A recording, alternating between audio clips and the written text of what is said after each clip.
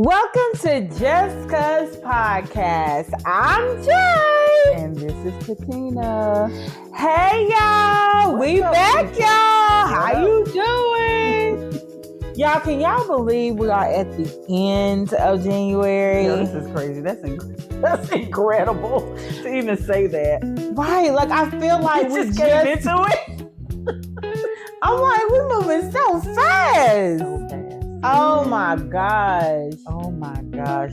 You know what? Until you just said it, like, it just really hit me. Like, this is how quickly the year has already began. Yes. And how many blessings have happened.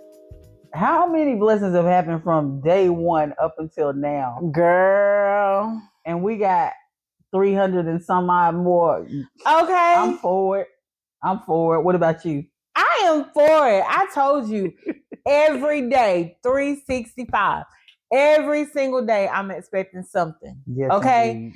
And every day, something's happening. And I want y'all to get with it. Like, expect something every day. Tell them. It's something that you can take with you to help you along the way every single day. Just be like, okay, tell them. What is it today? What happened today? Mm-hmm. Let me evaluate today. You might have to do it before you go to bed at night. I don't know. Hey, whenever you get it in. Yes. And then also remind yourself when you wake up in the morning. That's right. First thing. Yes. Like, oh, what's going to happen today? Mm-hmm. And then start speaking those things, right? That you want to see happen. Tell them, Jay. The manifestation of a thing.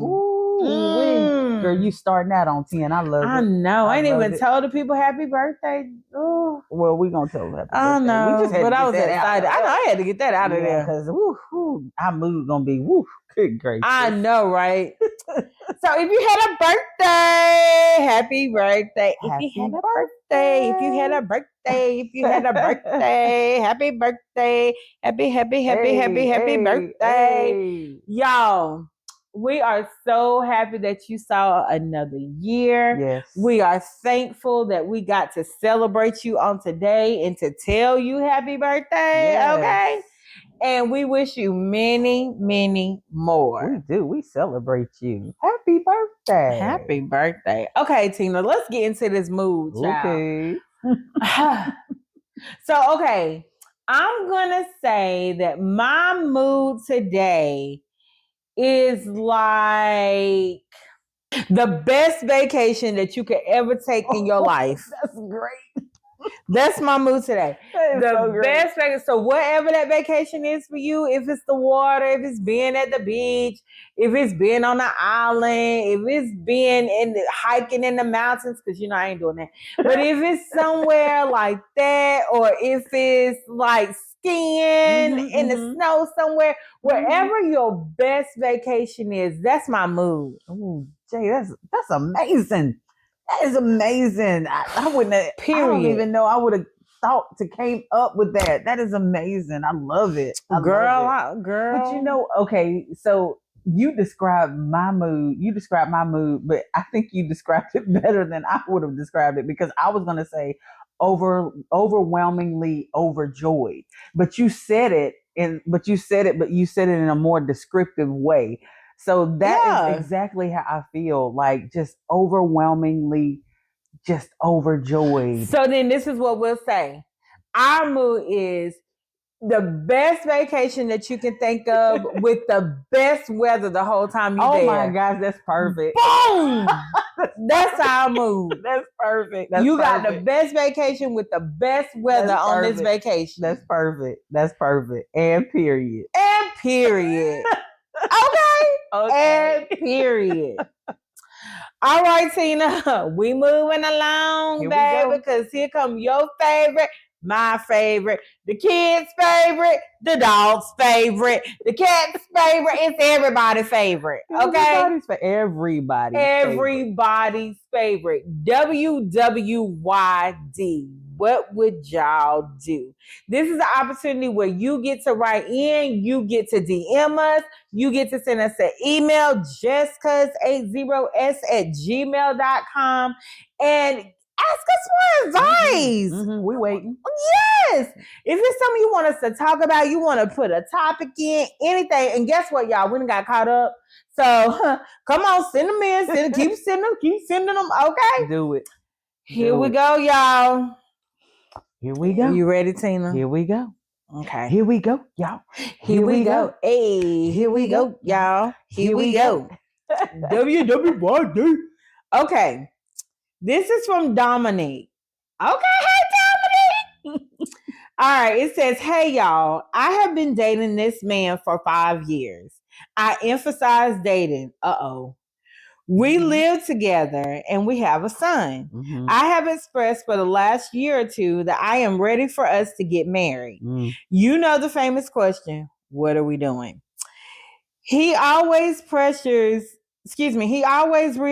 me we are good, and he says, let me do it and you not tell me when. He has said to me before, do you want to propose to me? Honestly, I don't see anything changing or moving in that direction. Let me get my notepad. Right. I don't want to or will wait another 5 years. I want my son to have both parents in the home because I didn't, but I cannot stay to be a lifelong girlfriend. WWYD question mark is what she has at the end. She meant that WWYD question mark. Ooh, Dominique, baby daddy, you in trouble. Sure enough, because it's getting ready to come with fire. It's getting ready to go down.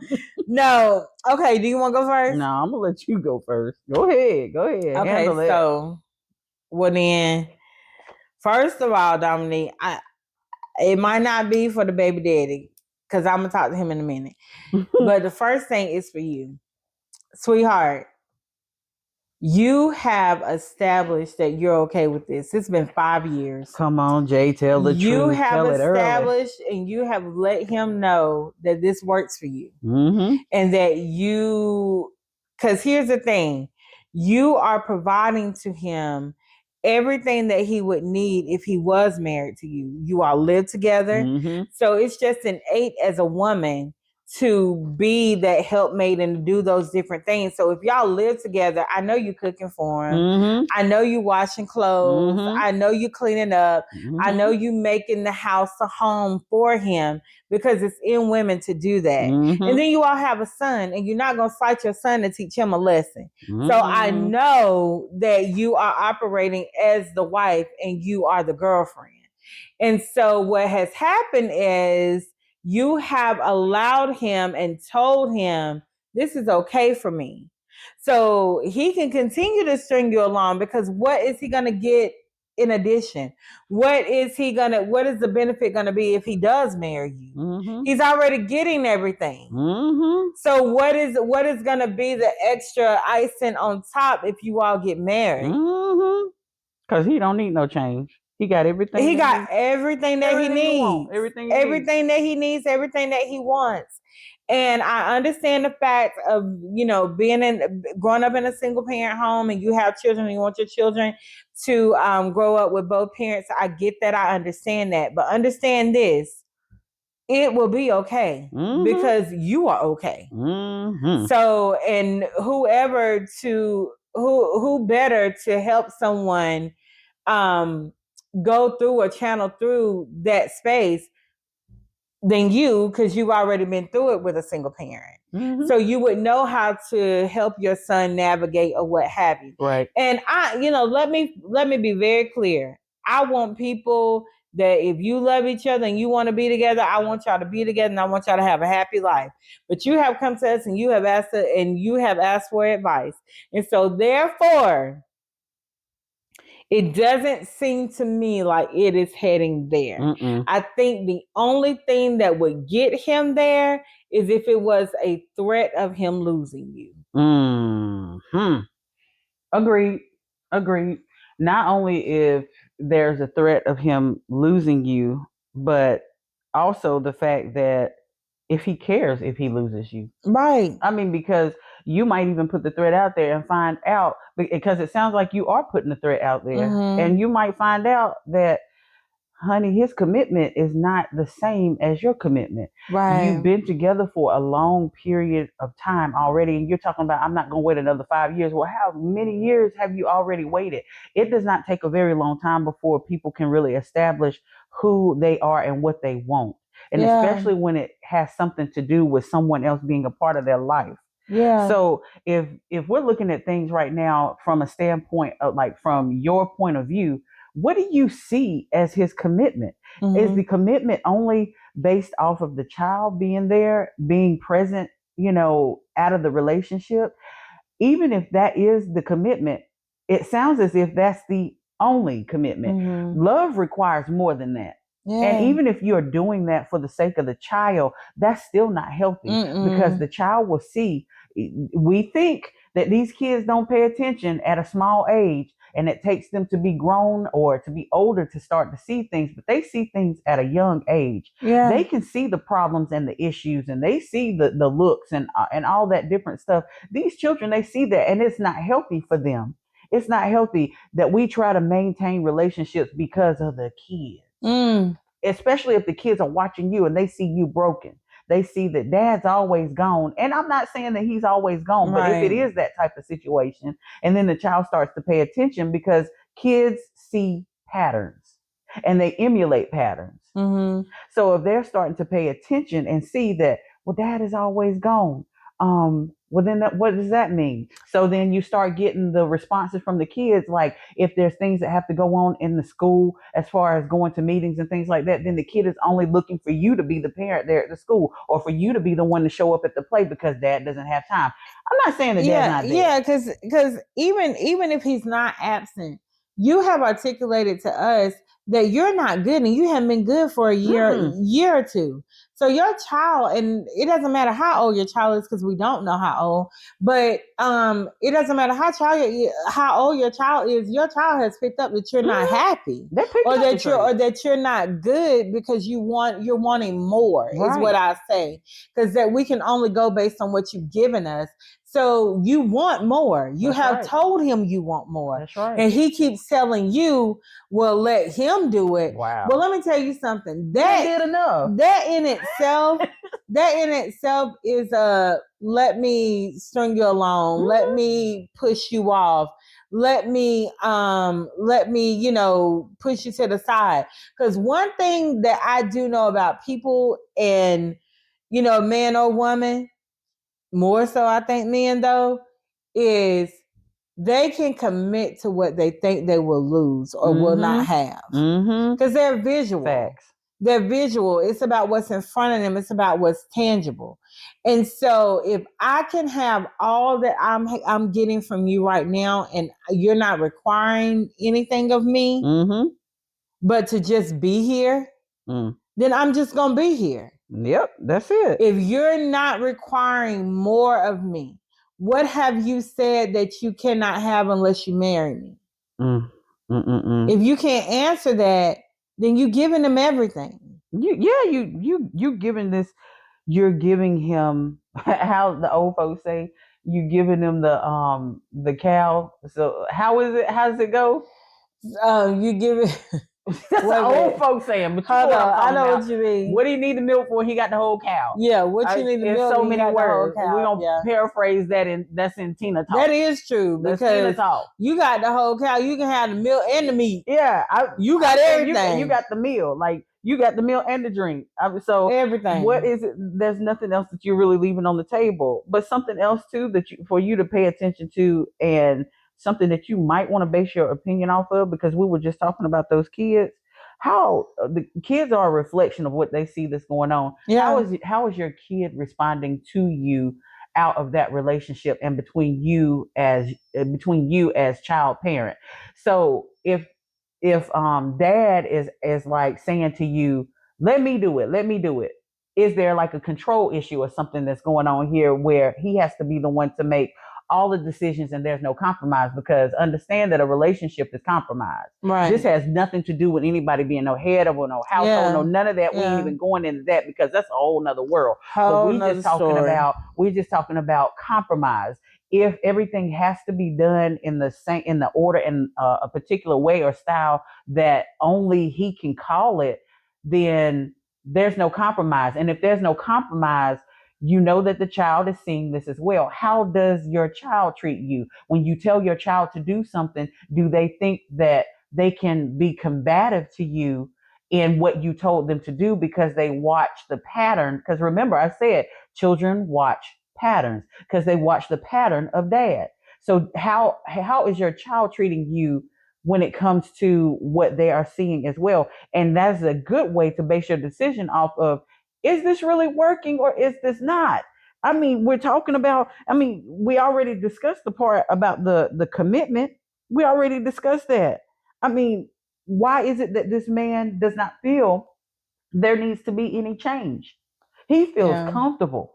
He is comfortable. And here's the thing. That's what I was going to say. It's interesting that you said that because I was going to say we make decisions when we're uncomfortable. Mm-hmm. And so if things get a little bit uncomfortable, then the decision is going to be made. Because let's be clear. Our expectation for someone is not the same. So it was, let me explain.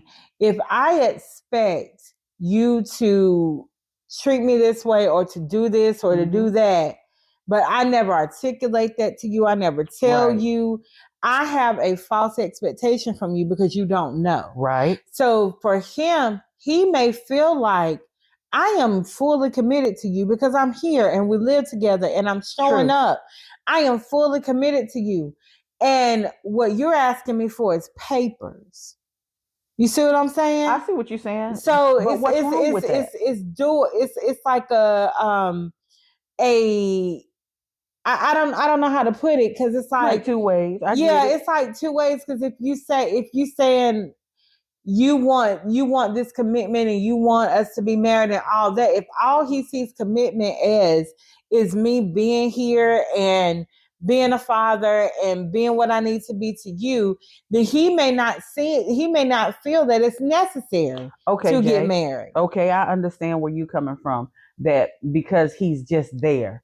But just being there is not enough. Whether because she's already articulated it. We know that. Said I'm ready for marriage. Right. But you have to understand what somebody's perception of marriage is.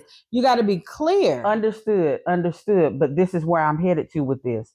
If she has already made it clear that she wants more and that she needs more because she's saying I can't stay around here for several more years. Right. She's already made this clear, but in his mind, that's in his mind that it's okay that he's just there. No, that is not a true commitment. Let me tell you why that's not a true commitment. Because you can walk at any time. Yeah. A commitment is when there is a tie there. And when she's talking about those papers, there's a tie. You can't just easily walk off. It's important. That's why when people talk about, well, I've been with this person for this long and I've been with that person for this long, and you may as well say we married. No, you're not. Mm-mm. No, you're not. No, you're not married if you didn't actually take the vows and you didn't actually sign the papers. No, you're not married, and you can walk away at any time and you can cut ties and not have so much that's tied to you. So then with you saying that would further explain why it's been like a year or two and it's like I'm not going to take that full commitment because there's a drawback. I can't just walk away. There's a drawback. That would be the assumption. But Dominic, what I feel like is that you need to have not just a conversation about marriage, because you already did that and it didn't get you anywhere. I feel like you need to have a conversation about, look, I am not comfortable continuing to play husband and wife. That's right. Or to, play house.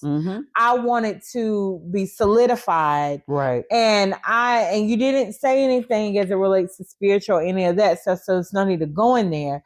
But for what I'm looking at and what I'm hearing is like, we need to talk about this further. Like, I am not okay with the way that things are. Right. And because I'm not okay with the way that things are, this is what I need. If you're not willing and able to give that to me, then I need to make a different decision. Right.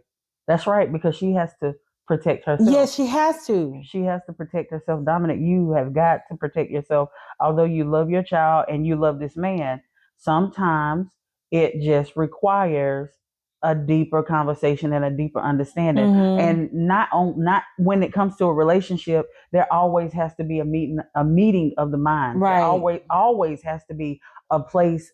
If you're going to be in a relationship, you have got to have some kind of place of compromise. Now, it seems to me as if there has been a compromise on both of you all's behalf in the past however many years that it's been. Now it's time to come back to the table for another agreement. Yeah. Okay, that contract is over. It's dead and gone. It's time to renegotiate, because that's what I do with contracts. It's time to renegotiate, and this is what I'm putting here on the table.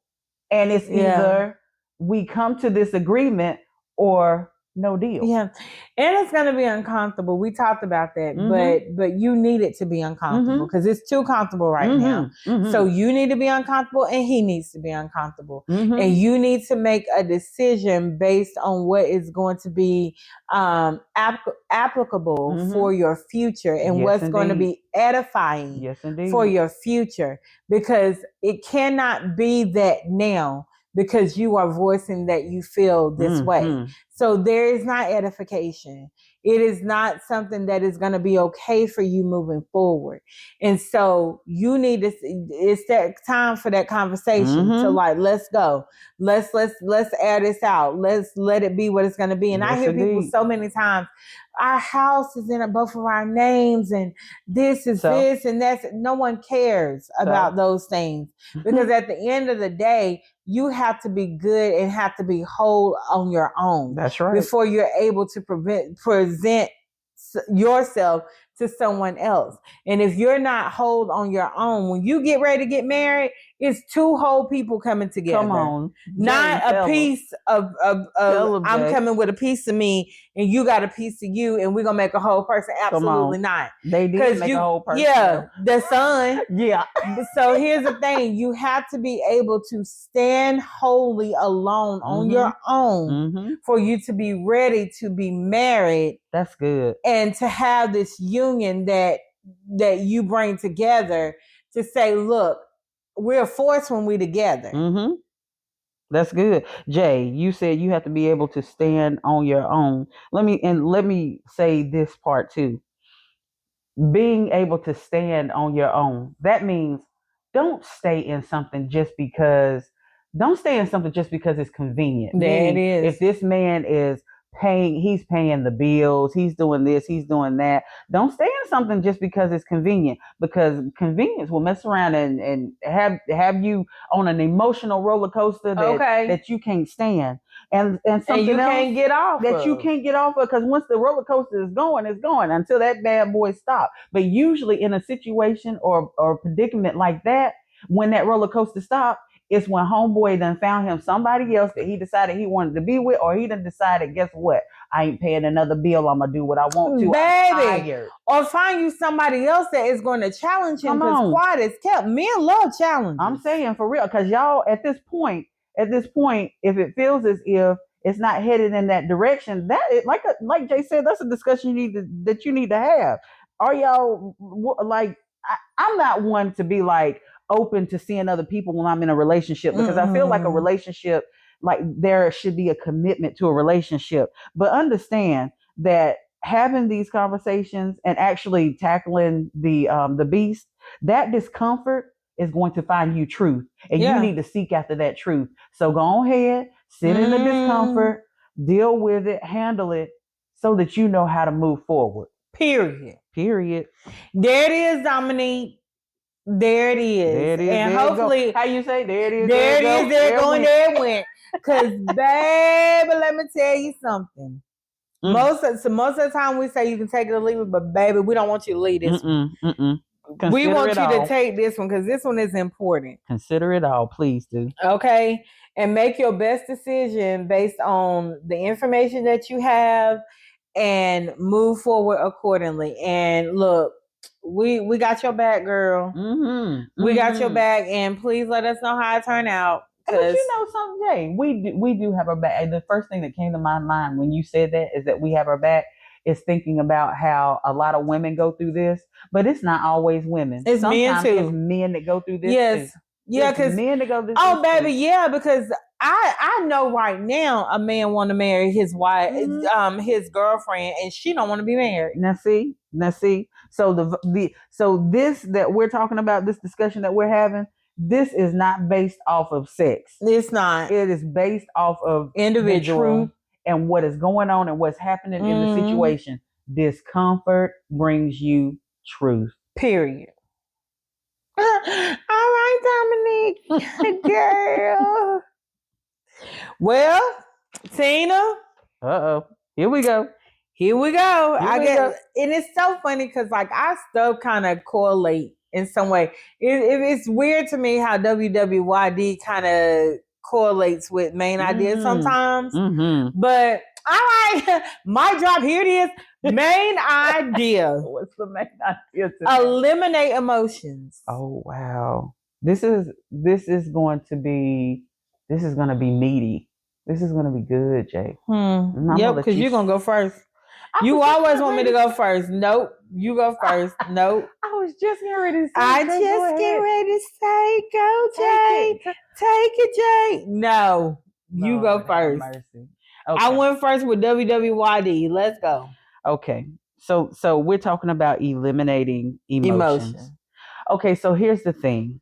We get caught up in the middle of situations and our emotions drive our decisions. And most of the time, because we're functioning out of our emotions, we miss a lot of the main point of what's happening in the situation. You can't see. Okay, let's put it like this. If I have my hand right in front of my face, it looks very blurry. But if I move my hand back a little bit further, I can see my hand with a little bit more clarity. Okay. And that's how emotions work, because emotions are personal and they're operative in the now.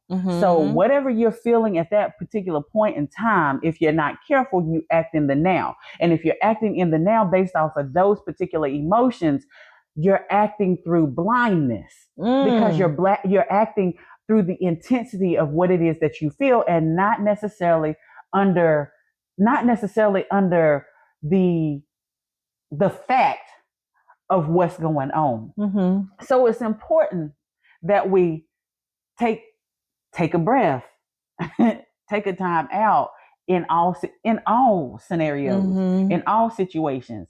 Yes, we know that emotions are neither right nor wrong. You know, the word says that, and we're granted to have those because we talked about our emotions being valid.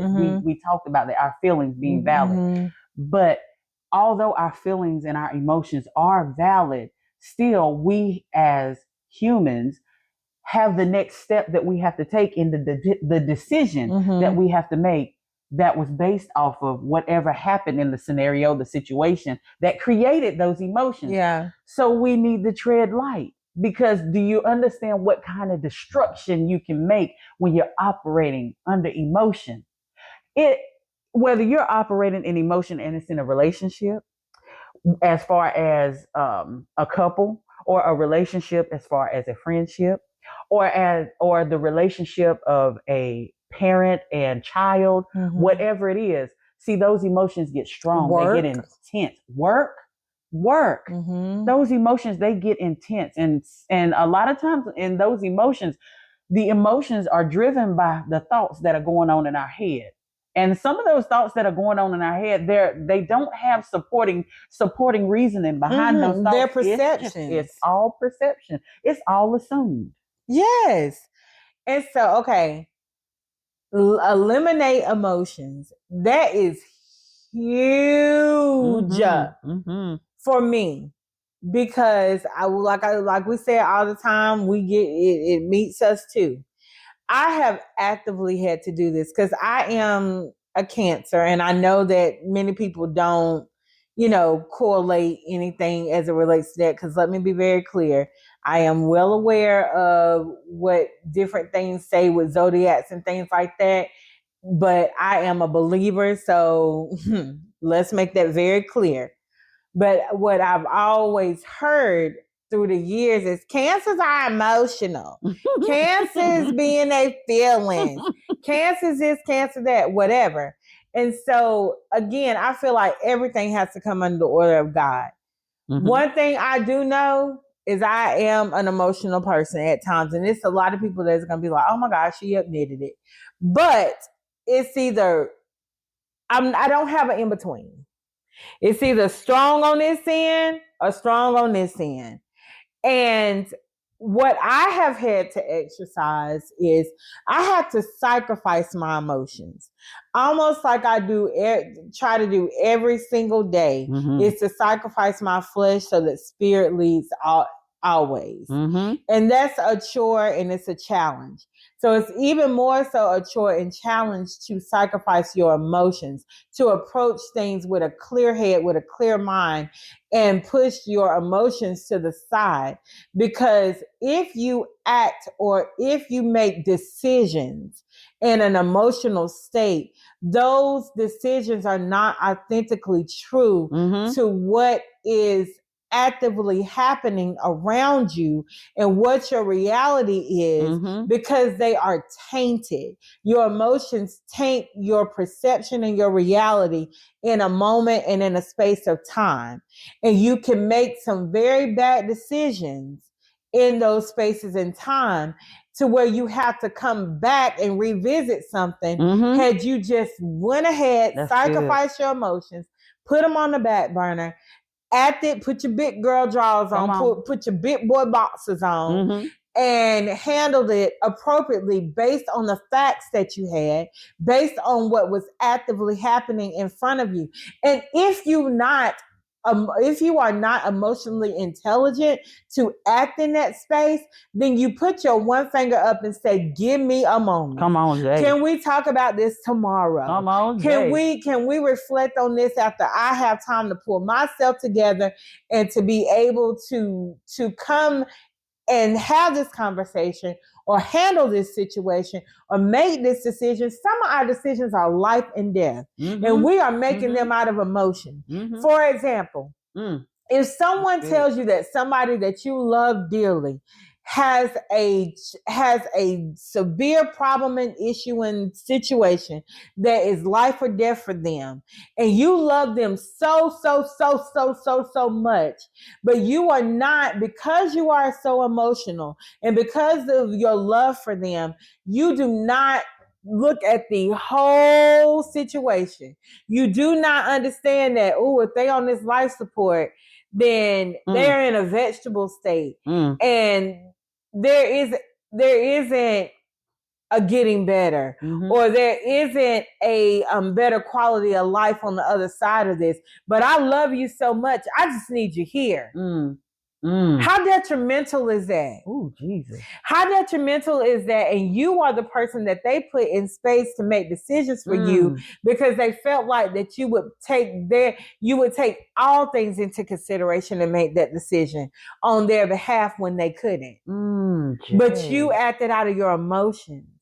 And so you may have kept someone here longer than what they were supposed to. That's you may, like, that's how detrimental it is. Ooh. Even though we're talking about our day to day, if you can start to think about things in that way, that means that you are going to operate in emotional intelligence, and you are going to make decisions as if they were that detrimental. And your life is that detrimental. That's right.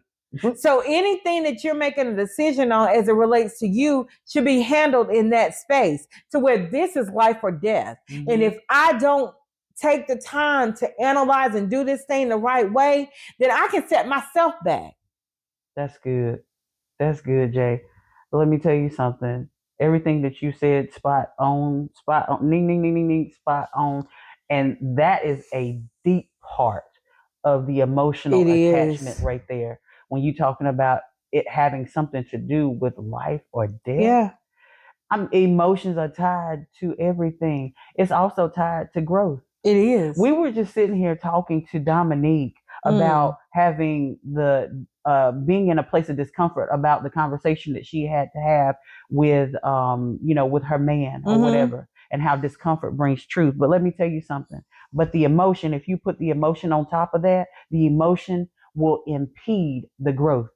Ooh. It will stop the growth process. Why? Because now you have put you have put emotion ahead of your comfort. Just because it is not a comfortable place, it's not a comfortable place to go to, whether it be a discussion or whether it be action that has to be taken. Now you have created a spot. It's like, okay, for instance, it's like throwing seed out on the ground, right? But in this one spot, it's always bald. It's always bald, and it looks like it's sunburnt. Yes. It looks like it's sunburnt because it's not receiving what it needs to receive in that particular something missing. It's something that's missing in that area. And if there's something that's missing, that means that the growth can't take place. If you threw seed out onto ground that was supposed to be fertile, obviously it wasn't fertile ground. So if there's no growth there in that area or in that place, the growth is what creates the discomfort, which creates the stretch, which creates the motion and the activation of new knowledge, a new foundation. We have to become understanding of new knowledge, with a new foundation. Yes. Sometimes the foundation is a little bit rocky and it needs some help. It needs a little bit of fixing that needs to come to it, that needs the support of it. You know, I told you I work in real estate, and every so often you come across these houses and they got little cracks in the foundation, but it doesn't mean that it can't be fixed. Right. It can be fixed as long as the discomfort is allowed so that it can be fixed. Because imagine trying to put a jack underneath a house so that you can raise it up, the stress that causes. It's stress not only on the foundation of the house, but it's stress on the rest of everything else. And that's exactly how emotion, how it works if we allow it to stop the process from happening. So if we didn't move forward to put that jack under the bottom of that house so that we can fix that foundation that's already crooked and sliding, what's going to continue to happen? It's going to continue to be distressed. Right. It's going to continue to go down. So it's a necessity. It's a necessity. Yeah. Being in a discomfortable or a place of discomfort is necessary for the fixing and for the growth. Yeah. You have to allow yourself to stretch. You allow yourself to stretch so that you can grow, so that you can show up in your authentic self, so that you can make those difficult decisions, and so that you can do it with clarity and with accuracy, so that you can frame your life so that you can make sure that your purpose is being driven, and so that you can walk in the space to where you have been called to, and you can do it without interfering with the outcome. That's good. That's good. Without an interference of the outcome. Because if you can do that, then you have really stood in a space to where you recognize that it's going to be uncomfortable. You recognize that you're going to have to take moments and space and time for yourself to get in that space to where you can do it. You recognize that it's not going to be easy. You recognize that you are going to have to account for other people and their emotions. And so you're not taking things personal. You're saying, I understand that this is where you are right now. That's being intelligent. To say, I get it. I'm responsible for me. So let me respond accurately the way that I need to respond, not based on your emotions. Because although we have to take accountability for ourselves, we also have to recognize other people that operate in their emotions. That's good. And if we're recognizing other people that's operating in their emotions, then we're not holding them so much to the fire to where we're not leading in grace. Because if we lead in grace, come on here, girl. If we lead in grace, then we're saying, look, I've been there before, so I know where you are. And I understand that you are emotional right now. But I'm going to grace you and give you the time to reevaluate that. I'm not even going to have a conversation with you right now because it's not going to be effective. It's not going to be effective because you're in your emotions, and I'm working on myself. So I'm not coming to you emotionally. I'm coming to you with facts and with precision. And so since I have been there, then I have the grace that I can provide to you. And I can say, let's take a moment. Let's take a beat. Let's talk about this another time. Let's deal with this another time. Even in your workplace, it's not disrespectful to say, I'm not ready to speak on this, or I'm not ready to talk about this right now. Because granted, you are only responsible for you, and you know how you gonna show up and how you're making sure you show up. You don't know how that person gonna show up. Right. And so if they coming to you and they're coming emotionally led, then you have every right to say, I'm uncomfortable. I don't feel this is not a good place for me to address this in at this moment and at this time. But I promise you, if we take a day or if we take two and we come back, we'll be better equipped to handle this. That's good, Jay. That's good, especially like when you started talking about that job thing. That's real. That's good because a lot of people, they get caught up.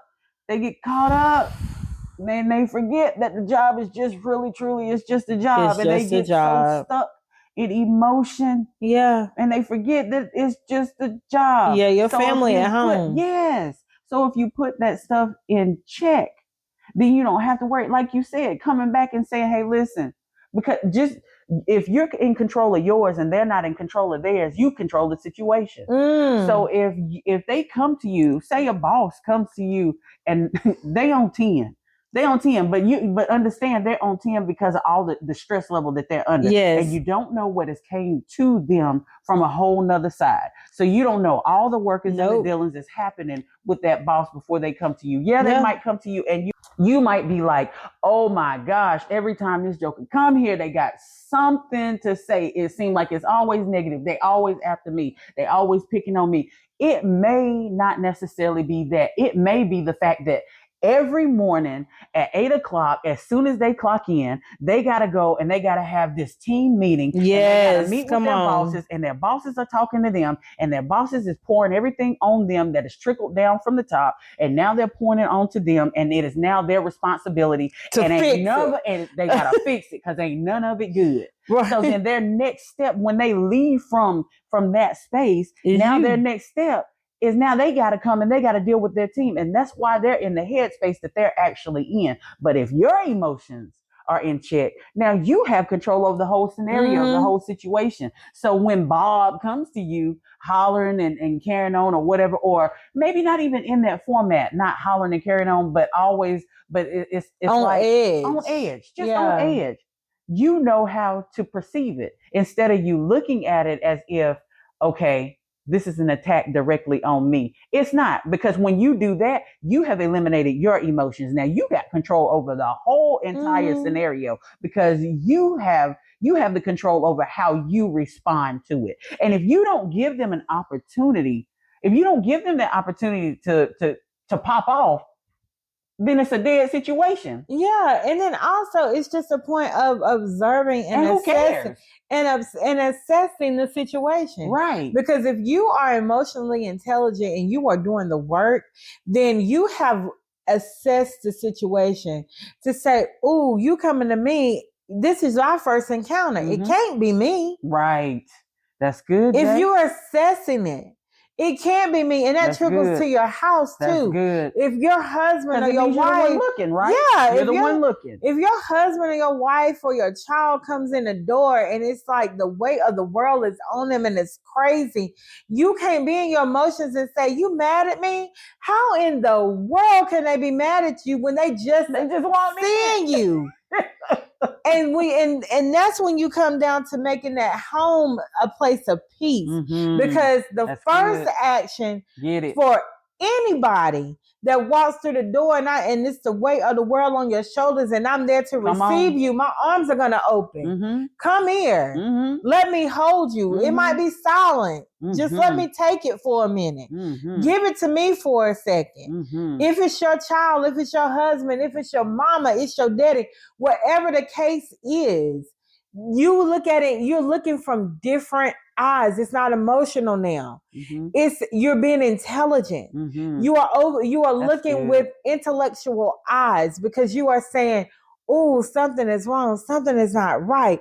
Let me speak to this. Let me step in proxy for you. Let me do what it is that I can do, because guess what? This is home. That's good. You know? That's good. Now you're starting to step over into the side of the spiritual when it comes to dealing with these emotions. Yeah. And I love it because now you have an open window, like an open eye to see beyond what it is that you're actually seeing. Like you said, you're functioning in emotional intelligence, but not only are you functioning in emotional intelligence, but now you're starting to function in the spirit, because you're seeing beyond whatever the problem is and the issue is.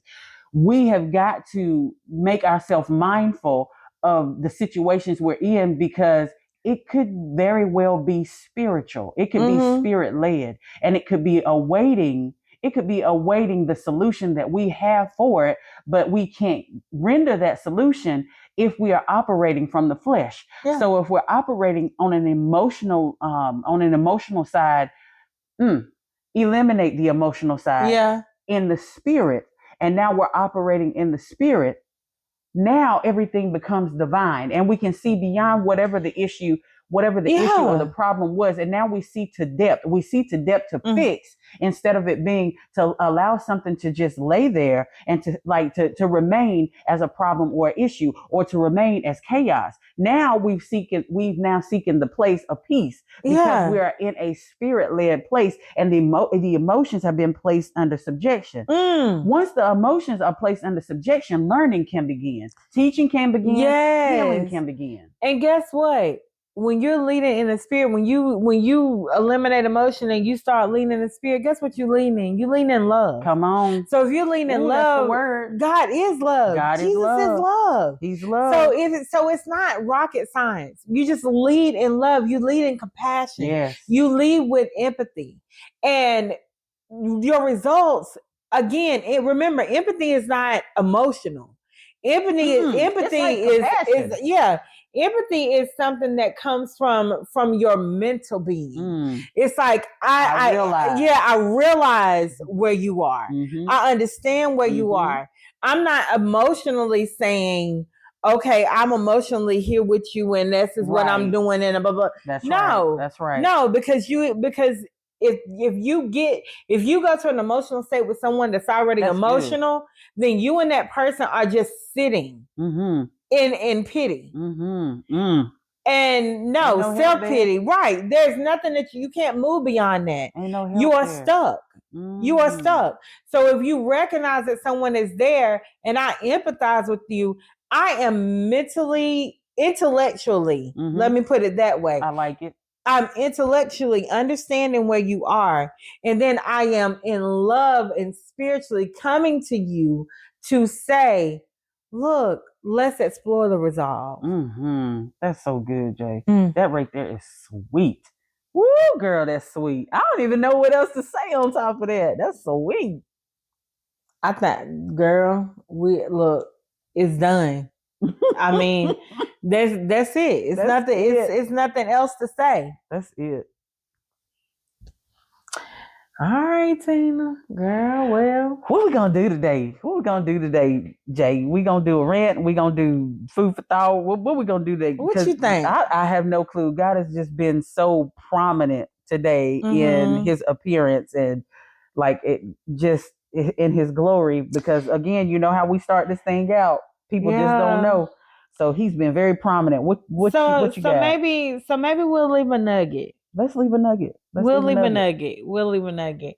So we thank you for spending the time with us as usual. Thank you. We thank you for taking the time. We thank you for your support. We thank you for you showing up. Yes. Because you guys do show up. And a food for thought or a nugget to leave today. Live every single day on purpose and with intention. Do the work. Do the work so that you show up authentically as you are and as you want to show up every single day for everyone that you come in contact with. Mm-hmm. Hold yourself accountable and reflect on your day. Because if we're taking this thing one step at a time, then we're taking this day by day, minute by minute, second by second, and give yourself grace in it. You have to give yourself grace because we are not called to perfection, but we are called to do the work. And so if we're called to do the work, faith without works is dead. We know that. So that's again, God saying you got to work. So you're called to do the work. Do the work. Do the work so that people get 100% you. That's good, Jay. Okay. So in this season, we talk about change. She said, I ain't yeah, because it's a look. See, when we start doing the videos, you're going to understand. It's a look that she gets on her face. And I know it's about to be the hammer down. It's going to be something that's going to hit you in your spirit and your stomach and everything. So that's why I said, go ahead. Oh my goodness. Jay is a trip. So in this season, people are looking for change. Every season we look for change. From season to season, it's change. The weather changes, the precipitation, it changes. The humidity, it changes. The temperature, everything changes. But in the season of life and in your season of life spiritually, this is what I want you to consider. And not only do I want you to consider it because it's what is being spoken right now, but I want you to consider it because it is what God has released in the atmosphere. In this season, if you are looking for change, then you need to look new. And when I say look new, I'm not saying to you just look new as far as your appearance, but I'm talking about the way that you look at things. You need to look at things from a different point of view, from a different perspective, and that perspective being covered and saturated by whatever is spirit led by God, by the Holy Spirit. Look new. The things that you have been looking at in your past and in your old, in your now, those things that you have been looking at, look at them at a different angle. Look new.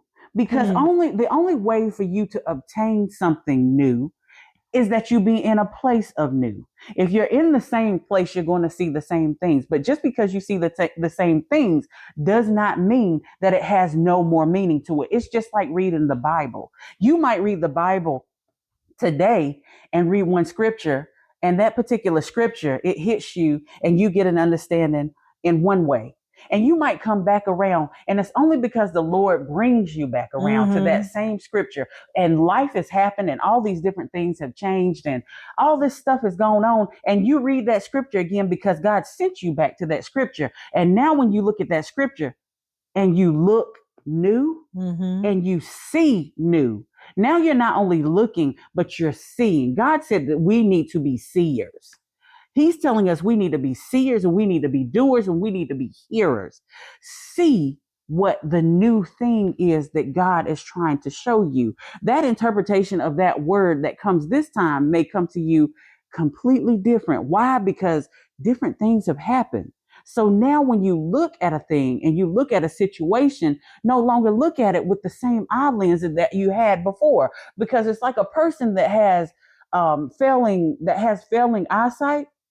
They go and they get an eye test, and where they used to have 20/20, they might not be seeing quite as well anymore, and their vision may be a little bit weaker. But what do we do when our vision becomes a little bit weaker? We go to the eye doctor, and when we go to the eye doctor, they give us what? A new prescription. Use your new prescription. And sometimes the Lord will give us a new prescription, and we put those glasses on and we see good and we see well. But then what do some of us do? we take them off and we won't even wear them and then wonder why we still seeing the same way we seeing. We need to look new. Check that new prescription, put it on, wear it, look new in this season. Awesome. Period. I hope you got them nuggets. I hope you eating them nuggets, baby. Because, baby, them were golden nuggets. You can't chew that. But I'm telling you, we gave y'all something to hold on to. So you already know it's nothing left to say, nothing left to do. God is good. That's all we're going to say. God is good. All the time. And all the time. God is good. Live, laugh, and love. And we out. We out.